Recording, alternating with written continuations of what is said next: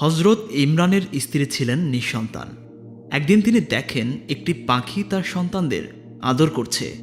আবেগময় এই ঘটনাটি দেখে নিঃসন্তান নারীর অন্তরে সন্তান লাভের বাসনা জাগল। তিনি আল্লাহর কাছে দোয়া করলেন, আল্লাহ যেন তাকেও একই নিয়ামত দান করেন। আল্লাহ পাক তার স্বীয় রহমতে হযরত ইমরানের স্ত্রীর দোয়া কবুল করলেন এবং তিনি গর্ভবতী হলেন। তিনি এতে এতটা খুশি হন যে তার রবের প্রতি কৃতজ্ঞতায় প্রতিজ্ঞা করেন যে তার সন্তানকে বাইতুল মুকাদ্দাসের খেদমতে ন্যস্ত করে দিবেন। এই প্রতিজ্ঞা করার মুহূর্তে সে নারী ভাবেননি যে তার ঔরসে ছেলে সন্তান আসবে নাকি মেয়ে।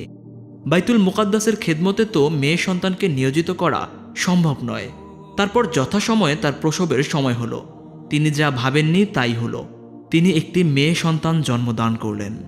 এই কন্যা ছিলেন বাহ্যিক এবং আধ্যাত্মিক উভয় সৌন্দর্যে অনন্যা। সেও ছিল তার রবের একজন অনুগত বান্দি।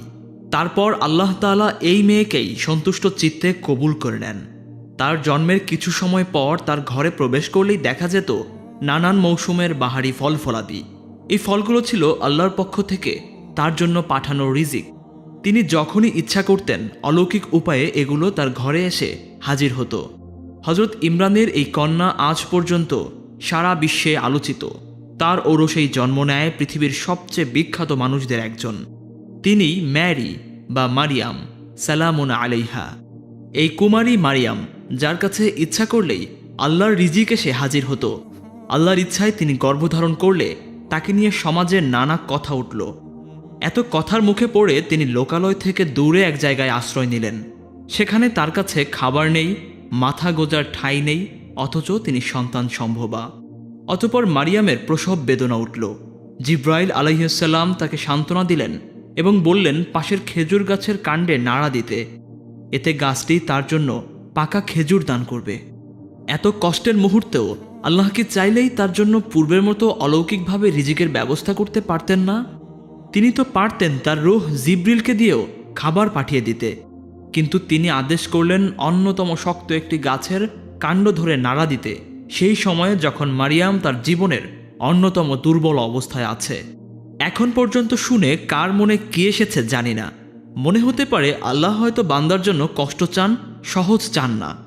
এখন মনে না হলেও এরকম দুঃখের মুহূর্ত আমাদের জীবনে যখন আসে, যখন অসহ্য লাগে আশেপাশের সব কিছু, তখন নিজের অজান্তেই আমরা কেউ কেউ বলে উঠি, আমার সাথেই কেন এরকম হচ্ছে আল্লাহ। মারিয়াম আলাইহিসসালামকে সেদিন অল্প কষ্টটুকু দিয়ে তার ছোট্ট একটি পরীক্ষা নিলেন আল্লাহ সুবহানাহু ওয়া তাআলা। তার এই গল্পটিকে জায়গা করে দিলেন পবিত্র কোরআনে। হাজার হাজার মানুষের দুঃখের মুহূর্তে সান্ত্বনা খোঁজার মাধ্যম করে দিলেন তিনি মারিয়াম আলাইহিসসালামকে। যতবার কেউ তার এই ধৈর্য আর তাকওয়ার গল্প শুনে মনে শান্তি পায়, মারিয়াম আলাইহিসসালামের আমলনামায় তখন কিছু সওয়াব যুক্ত হয়ে যায়। জান্নাতে তার মর্যাদা বাড়তে থাকে।